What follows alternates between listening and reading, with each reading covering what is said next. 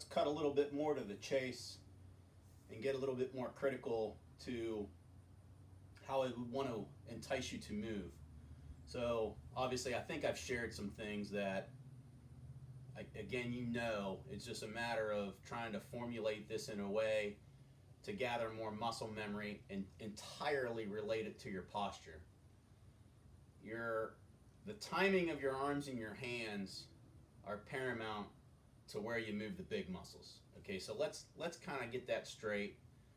And again, we can talk about what the hands do through the impact position, but I'm a firm believer that your hands will start to encourage the right positioning through the impact as you maintain the posture better. So I would definitely do the exercises I've already shared.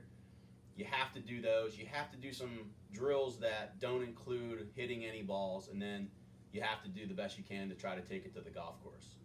The power stick, yes, I think go ahead and get that. It's going to benefit you because that's going to keep you passive at the top while you encourage your body to move.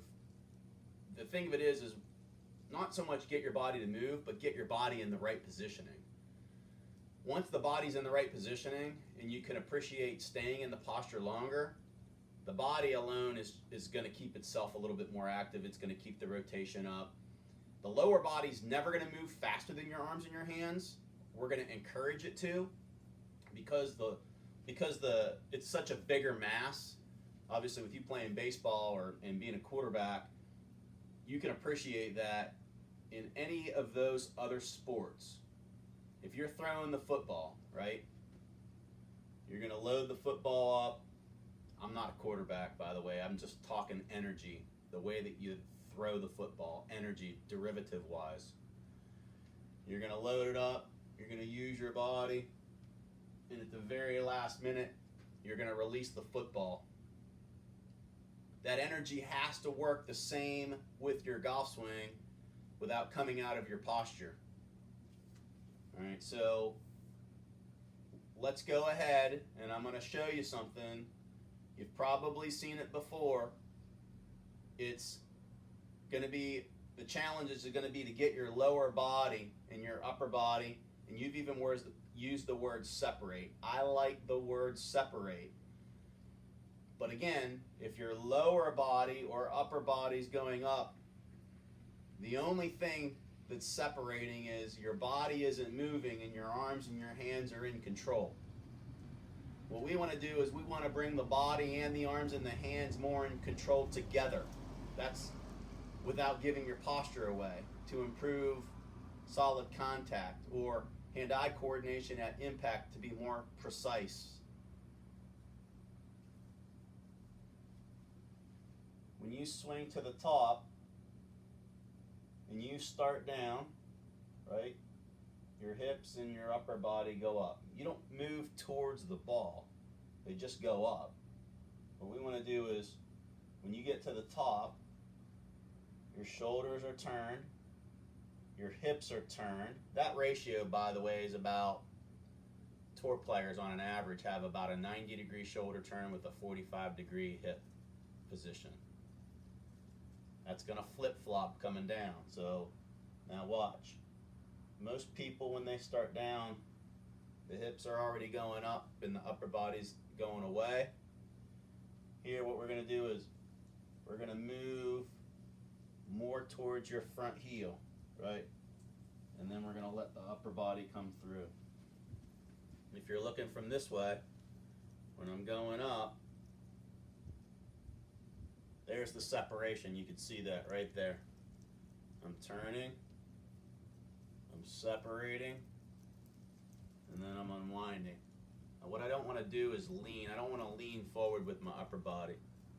If my lower body goes up, normally my upper body goes up or back, and I can't transition nearly as much weight forward towards the front side of my lead foot. So as I go up, I get taller, I go back, I have to reach to release it. As I move and separate more towards my front heel, and then I I get in position there, and then I just let it unwind. What you'll start to see, and especially if my stance is narrower, you're going to see my hip more on the outside of my foot. So I kind of get an angle more like this, as opposed to an angle that's more like that, or falling back and going up. So I don't, and again, that would be part of the exercise where you're pulling. So you'll see, I don't need you to make this big squat. What I need you to do is just feel like you're kind of sinking a little bit towards your front heel with your front hip. My front hip, is it going to go down? Ideally, yeah, I'd like it to go down a little bit. I really would, right? But I don't want you to try to make this big, huge squat.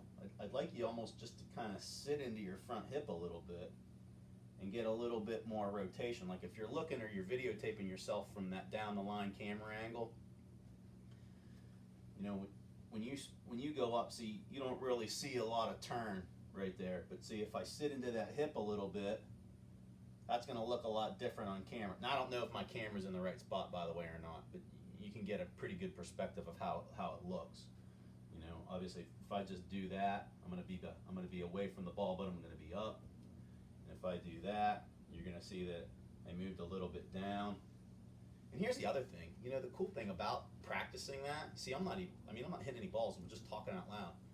I can feel my lower body kind of go down, but my upper body just really stays in the same spot. So I'm not making my whole body go down, right? I'm not making my whole body go up. I'm just feeling like I'm moving my rear end, my front hip more towards my front heel, right?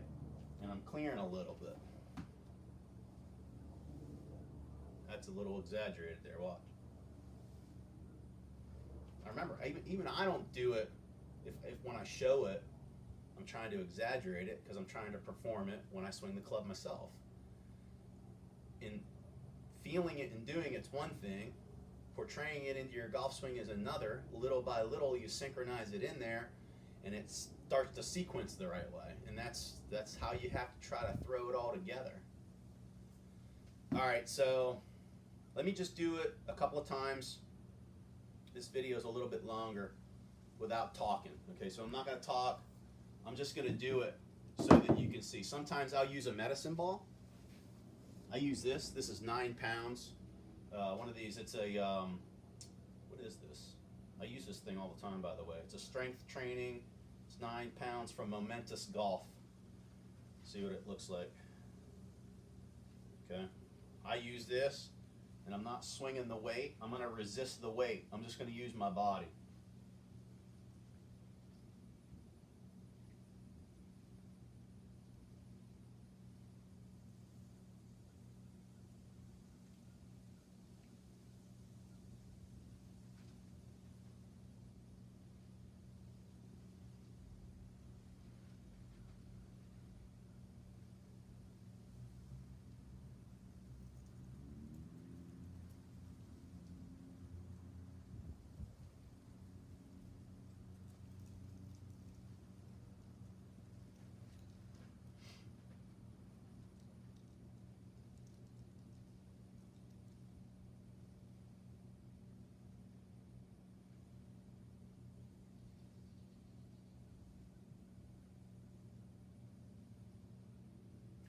If you watch my head on that video, you're going to see my head go down. The head only goes down because the body stays down.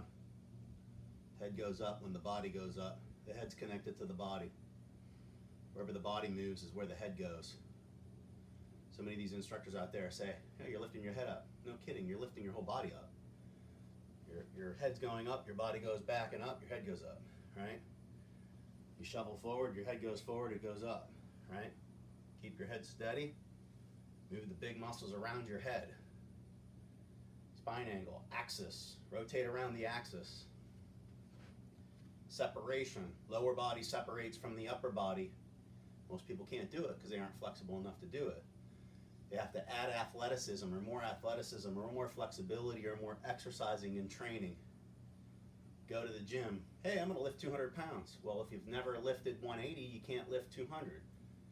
it's a process. So you got to train the muscles. You got to train the body. You can't just go to the ball, go to the range and pound balls swinging at full speed at 115 miles an hour and expect to get better at that. So you have to slow it down, downsize it, speed it up. Slow it down, downsize it, speed it up. And go through the process of going up and down until it gradually sinks in when you're practicing more and you're playing more. All right, that's a pretty long video. I'm going to leave it at that.